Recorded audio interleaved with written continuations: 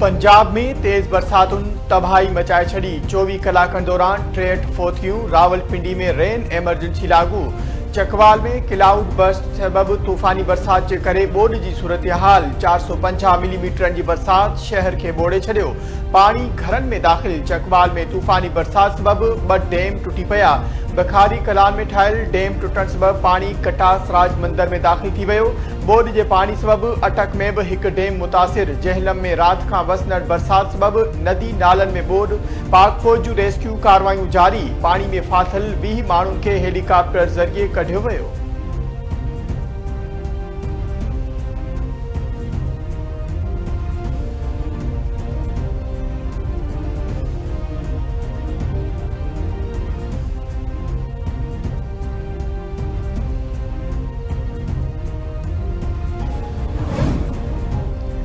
रावलपिंडी ऐं इस्लामाबाद में तेज़ तूफ़ानी बरसात जल थल हिकु करे छॾियो। 200 मिलीमीटर बरसात खां पोइ नालालई में पाणी जी सतह वधी। कटारी वारे हंधि 16 फुट ऐं गवाल मंडी पुल ते 15 फुट थी वई।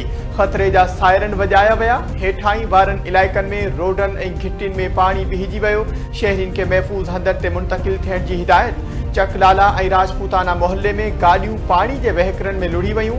फैज़ाबाद इंटरचेंज हेठियां पाणी जमा थी वियो।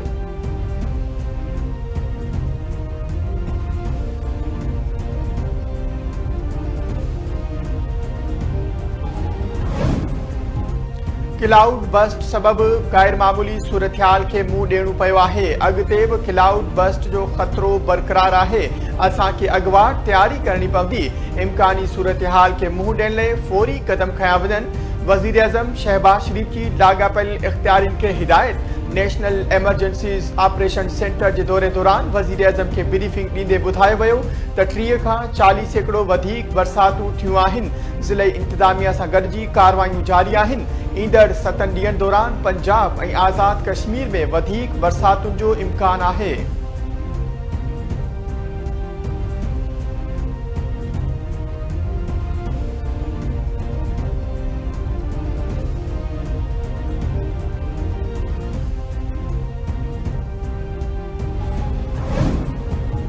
हैदराबाद के शहरियुनि खे बरसात खां पोइ पेश आयल ॾुखियाईनि ते माज़रत। हैदराबाद में 1 कलाक दौरान 107 मिलीमीटर बरसात रिकॉर्ड कई वई।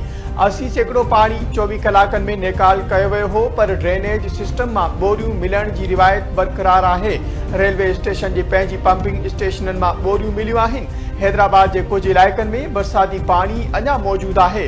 बरसात खां पोइ वारी सूरत-हाल खे असराइते अंदाज़ में मुंहुं ॾेई रहिया आहियूं। वॾे वज़ीर मुराद अली शाह जूं मीडिया सां ॻाल्हियूं। चवे थो बरसात खां पोइ वधीक ॾुखियायूं पेश आयूं। बरसात दौरान अवाम जे तहफ़ुज़ खे यकीनी बणायो वञे।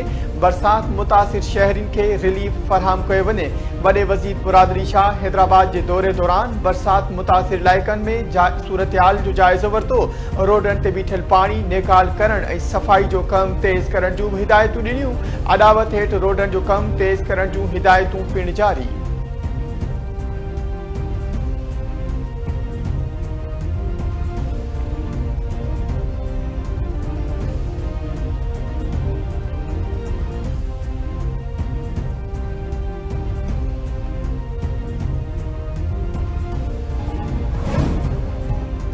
सिंधु दरिया में पानी वहकरन में वाद जो सिलसिलो जारी। गुड्डू बैराज वटि पानी जी सतह में इज़ाफ़ो। गुड्डू बैराज वटि विचोले ऐं सखर बैराज वटि हेठें दर्जे जी ॿोॾ बरक़रार। कोटड़ी बैराज वटि पानी जा वहिकरा नॉर्मल करार। आबपाशी खाते पारां जारी कयल अंगनि अखरनि मूजिबि गुड्डू बैराज वटि पानी जे मथां वेकिरो 3,92,084 क्यूसिक ऐं हेठां वेकिरो 3,53,042 क्यूसिक रिकॉर्ड कयो वियो। सखर बैराज वटि मथां वेकिरो 3,10,360 क्यूसिक ऐं हेठां वेकिरो 2,56,803 क्यूसिक रिकॉर्ड। कोटड़ी बैराज वटि मथां वेकिरो 1,09,042 क्यूसिक ऐं हेठां वेकिरो 67,727 क्यूसिक रिकॉर्ड कयो वियो।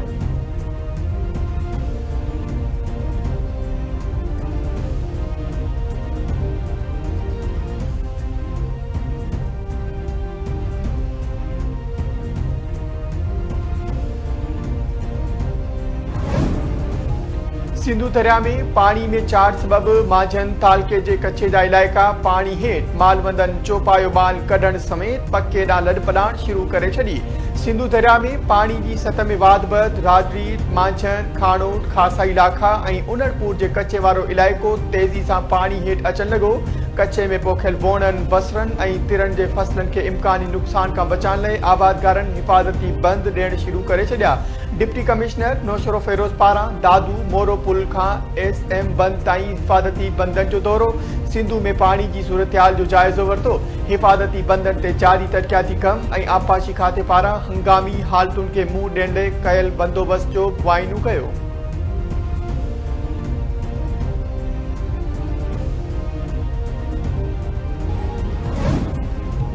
मुल्क में ईंदड़ 24 कलाकनि दौरान तेज़ बरसातुनि जो ख़दशो ज़ाहिर। मौसमियात खाते जो चवणु आहे त मानसून जूं हवाऊं सिंध जे अक्सर हिस्सनि में दाख़िल थी रहियूं आहिनि। अॼु दादू कंबर शेदादकोट में गजगोड़ सां मींहुं वसण जो इम्कान आहे। सुभाणे खां थरपारकर उमरकोट मीरपुर ख़ास ठठो सिजावल ऐं बदीन में वसकारो थी सघे थो। 19 जुलाई ते मीरपुर ख़ास हैदराबाद ठंडो मोहम्मद खान सांगड़ ऐं सिजावल में भी मींहुं पइजी सघे थो। NDMA तर्जमान मूजिब रावलपिंडी ऐं इस्लामाबाद में 24 खां 48 कलाकनि ताईं वक़्फे वक़्फे सां तेज़ बरसात जो इम्कान।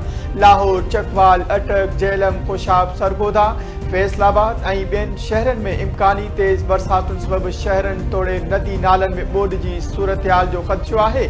लाॻापियल इदारा वक़्तसर क़दम यकीनी बणाइनि।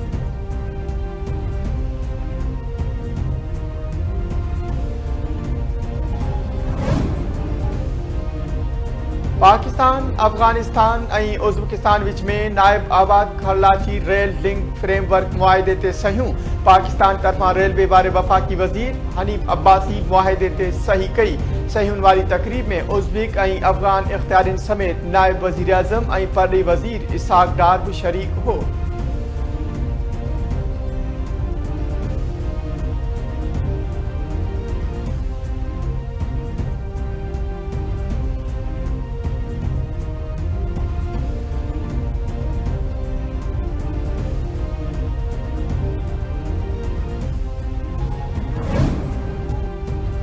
सिंध असेंबली में सिंध सकाफत अजरक खिलाफ प्रोपेगंडा करने वाले अमल खिलाफ मुज़म्मती ठारा जमा।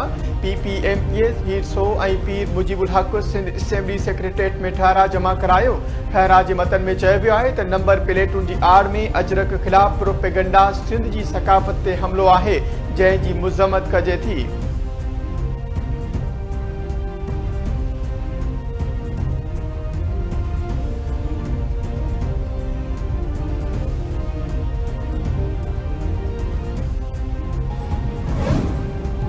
कराची जे इलाइक़े लियारी जी खड़ा मार्केट में इमारत की छित किरी पई। 2 औरतूं फोत 4 ॼणा ज़ख़्मी। छित किरण के वाक़े में 2 औरतूं हयाती विञाए वेठियूं। 4 ॼणा ज़ख़्मी। वाक़े बैदि फोती औरतुनि जा लाश ऐं ज़ख़्मियुनि खे इस्पताल मुंतक़िल कयो वियो। रेस्क्यू तर्जमान जो चवणु आहे त इमारत अॻु में ई ज़बू हाल हुई। 6हें फ्लोर ते मज़दूर कमु करे रहियो हो जंहिं सबबि छित किरी पई।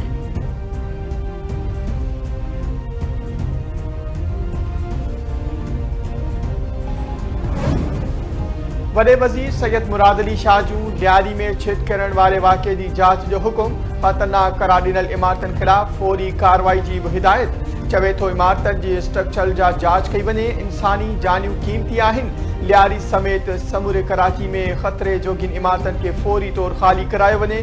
मुतासिर ख़ानदाननि के सिंध हुकूमत तरफ़ां हर मुमकिन मदद फराहम कई वेंदी।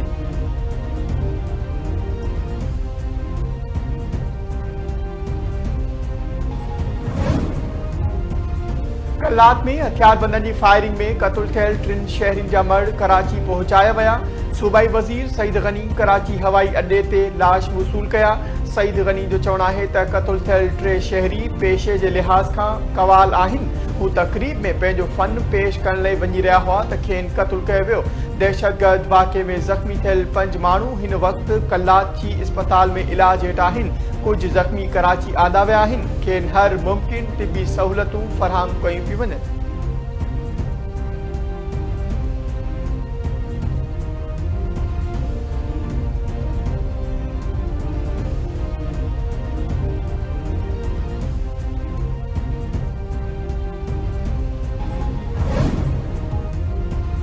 सिंध हुकूमत तरफां 14 अगस्त आज़ादी जो ॾिहाड़ो हक़ जी जंग जे नाले सां मंसूब करे भरपूर नमूने मल्हाइण जो ऐलान। सीनियर वज़ीर शर्जील इनाम मेमन जी सदारत हेठि इजलास। सूबाई वज़ीर नासिर शाह, सईद गनी, जुल्फ़कार शाह, मोहम्मद बख्श महर ऐं मेयर कराची शरीक। इजलास में हक़ जी जंग ऐं आज़ादी ॾिहाड़े जी तक़रीबुनि जो जाइज़ो वरितो वियो। शर्जील इनाम मेमन जो चवणु आहे त जश्न आज़ादी जूं तक़रीबूं 1 अगस्त खां शुरू थींदियूं ऐं सॼो महीनो जारी रहंदियूं। ऑपरेशन बुनियाद मरसूस खे बि तक़रीबुनि जो हिसो बणायो वेंदो।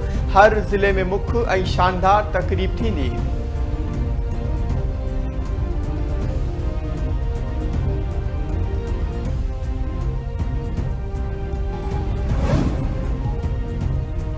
नवाबशाह में भंगवार बिरादरी जी 2 धुरियुनि में पुराणे तकरार तां 6 ॼणा क़तल। हथियार बंदन केस जी ॿुधणी ते अदालत वेंदड़ कोर्ट यार मोहम्मद भंगवार वासी भंगवार बिरादरी जे माण्हुनि ते फायरिंग करे ॾिनी।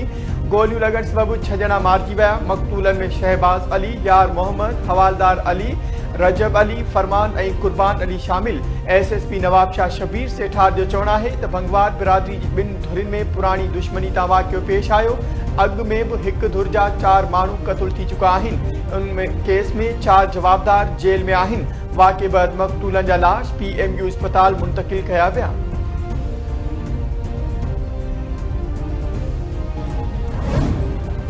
PP चेयरमैन बिलावल भुट्टो ज़रदारी पारां नवाबशाह में 6 ॼणनि जे क़त्ल जी मुज़म्मत। मक़तूलनि जे वारसनि सां दिली ताज़ियत ऐं हमदर्दी जो इज़हार। चवे थो कानून हथ में खणण जी कंहिंखे इजाज़त नथी ॾेई सघिजे। क़त्ल में मुलविस जवाबदारनि खे जल्द कानून जे कटहरे में आंदो वेंदो। अमन अमान जे क़याम खे यकीनी बणाइण इंतिज़ामिया जी पहिरीं ज़िम्मेवारी आहे। गंबट भरिसां मुसाफ़िर वेन कल्टी, 5 ॼणा फोत, 10 खां वधीक ज़ख़्मी। सखर खां सेवण वेंदड़ मुसाफ़िर वेन हादसे जो शिकार थी वई। हादसे में औरतूं समेत 5 ॼणा फोत थी विया, 10 खां वधीक ज़ख़्मी। हादसे बैदि लाश ऐं ज़ख़्मी गिम्स अस्पताल मुंतक़िल।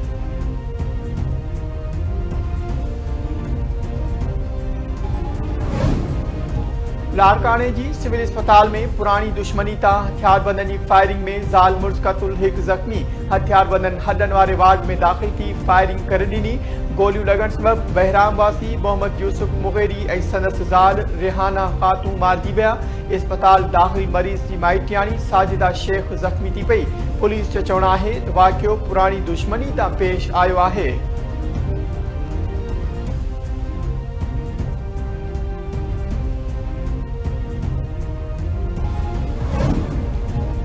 टडे हैदर भरिसां हथियारबंदनि जी फायरिंग में नौजवान क़तल। अणसुञातल हथियारबंद इमरान दाऊद पोटो खे गोली हणी क़तल करण बैदि फरार थी विया। मक़तूल नौजवान हैदराबाद जे 2 नंबर तलाउ वारे इलाइक़े जो रहवासी हो। पुलिस मूजिबि वाक़ियो ज़ाती दुश्मनी जो नतीजो लॻी रहियो आहे।